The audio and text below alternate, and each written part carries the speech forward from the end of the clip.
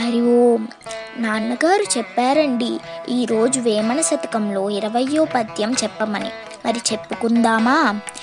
విద్య లేనివాడు విద్యాధికుల చెంత నుండినంత పండితుండు కాడు, కొలని హంసలకడ గొక్కెరున్నట్టు విశ్వదాభిరామ వినుర వేమ.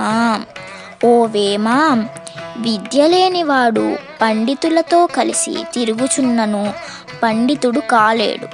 హంసలు ఉండు కొలనులో కొంగలు కూడా ఉండును, కానీ అంత మాత్రము చేత ఆ కొంగ హంస కాలేదు కదా.